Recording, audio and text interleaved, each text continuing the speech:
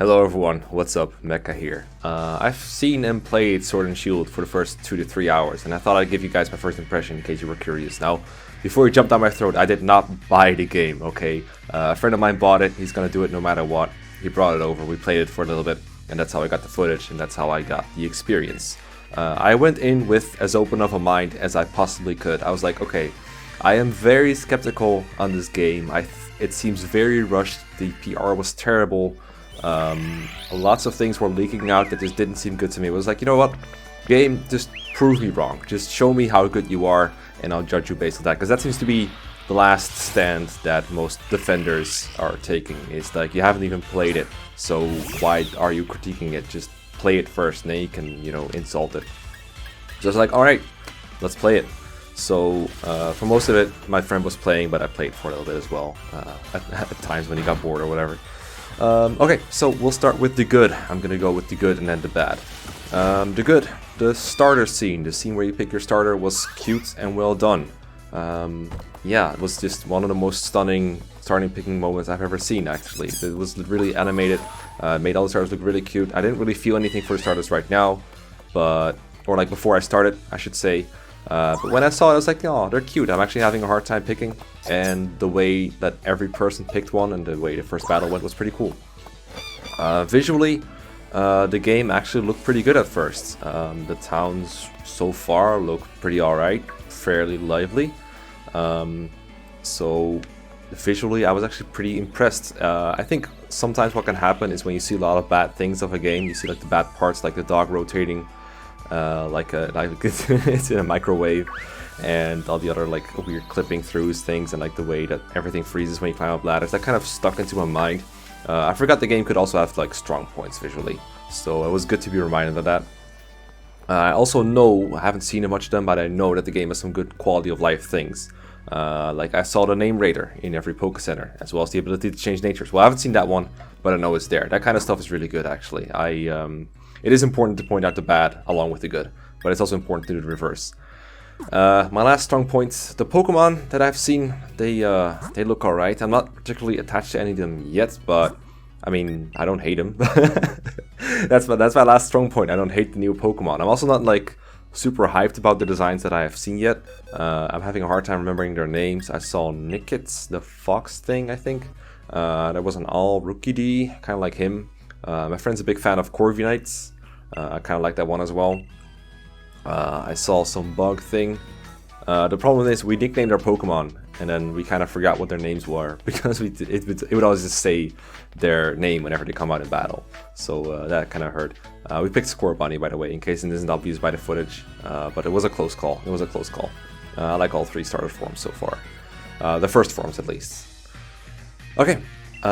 That's all the good I have. Now let's start with the bad. The tutorial, or what should be a tutorial, lasts for a very long time. We have been going for 2 to 3 hours, and we're still on rails 24/7. We can't go anywhere without, you know, one character or another just dragging us somewhere, escorting us somewhere, telling us to go somewhere. I really miss the days where Pokemon was like, here you go, have your Pokemon and explore, and you maybe have like a catching tutorial and that's it. And even that is too much, honestly. I think people give kids like too little credit on what they can figure out on their own. At this point, it's hard. It hardly feels like playing a game. It's more like not even interactive story. It's like, hey, have fun. A game. The point of the game is you get to make your own choices and do your own thing and just play around and have fun, run around, do whatever you like. We can't do that, and it sucks. Anyway, the next problem I have is, well, everyone escorts us everywhere. It's kind of like related to the last point. At one point, we were in a hotel, or we were somewhere, we got escorted to a hotel that was literally next door. Like, this is just insulting to my intelligence. Just let me figure it out on my own. It's fine. We're not Leon. We're not bad at directions. Speaking of characters, Hop and Leon never shut the fuck up, and it's the worst thing ever. Hop, I can already tell he's going to be really annoying, and I know this kind of rival has been more prominent in later entries. I got pretty annoyed with like Charian and Bianca already. That was Gen 5, and Hop is like everything worse than that. I didn't play Sun and Moon, but I know that the rivals in that one are almost just like that. From what I've heard, he is never going to leave us alone. He is always going to come up to us and be like, hey, this is what we're doing next, this is what we're doing next, this is an adventure, this is an adventure. It's the worst. But Also really bad is Leon. That guy is basically a Fire Emblem Awakening character. That guy, he never shuts up about his Charizard. He always goes on about how he's the champion, he's a Charizard, he's undefeated. And everyone else goes along with it too. So it's not even like an annoying character trait of his that everyone else is like, oh, here he goes again. No, he just, everyone loves him. Everyone in that universe loves him. Everyone loves him. He's basically like, if this game had another avatar, it would be him basically. It's basically like Chris from Fire Emblem New Mystery. Except he's the actual champion and he's not you. My friend actually makes a joke about Hop. He was like, there's actually two main characters in this game, but you only control one. Hop is the other main character, and that's the worst part. It's not even like a lie. Leon, he does have a very deep and interesting character flaw in that he's pants with directions, which I guess is supposed to make him look like a deeply flawed and imperfect character or something. I don't know. I'm only half joking here. I don't know. The pop-ins are really bad, like that famous Onyx that pops in at one point, that really made me laugh. There's a lot of things like that that just make me go, yeah, this could have been done better. This is not, this system could do better than that. You can make a game better than that. It just takes me out of it, so it just makes me laugh, man. It's stupid. Also, the lack of rotating camera outside of the wild area. They heavily advertised that they would be able to rotate the camera in this game in the wild area. Kind of forgot to mention that this is like one of the few games left where you can't rotate the camera everywhere else, and it really bothers me. I'd like to take a look at the scenery and stuff, but I can only see it from one perspective, which means they only had to make it from one perspective, so it's clearly a choice made out of laziness or lack of development time, one of those. Like a bit of a tangent, but a lot of people are like Game Freak is lazy. I think it's more like Game Freak just didn't have the time to do this properly, and they had like unrealistic deadlines and budget for this game, and as a result the game ended up being as crappy as that. So let's just not lay all the blame on Game Freak, but let's lay some on their overlords as well at Nintendo, because or like the Pokemon Company or whoever is in charge of their shit. I don't know. Either way, someone up there is making it this bad. Anyway, I know more things about the game based off of other reviews. I've been following the Pokemon subreddit fairly closely.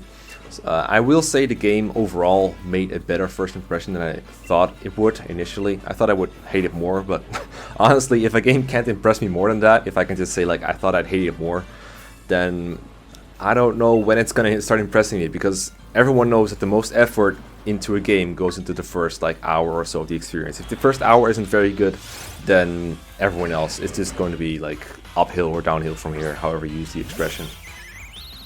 Like in Three Houses, clearly the most effort was put into the beginning.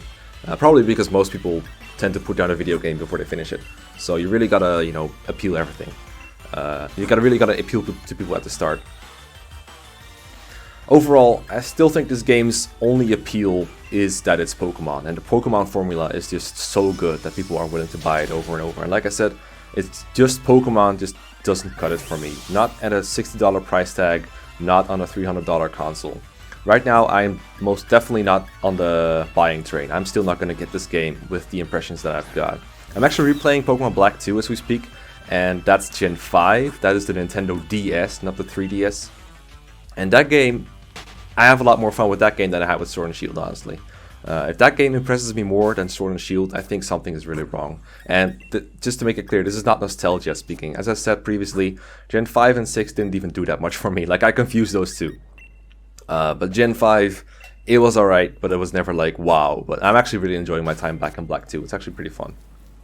Now, I know at this point most people have probably made their mind up about this game, and they'll either have bought it or decided not to get it. So my question to you is not, are you going to get this game? But if you get it again, or, would you buy this game again if you knew what was in it? Or put it another way, if the next generation comes, like Generation 9, which is going to be like a year away probably at this rate, maybe like 2 years. But if the next generation seems to go in the same direction, are you going to buy it? Are you going to buy it again? Because from what I understand, a lot of people bought it and then got disappointed. So I'm curious where you guys stand on this. From people who've bought it, I'm also curious if you haven't bought it, of course. I'm just curious where people stand on this. But yeah, that is pretty much all I have to say on this. So leave your thoughts down below. Subscribe if you haven't already. And I will see you around. Peace and goodbye.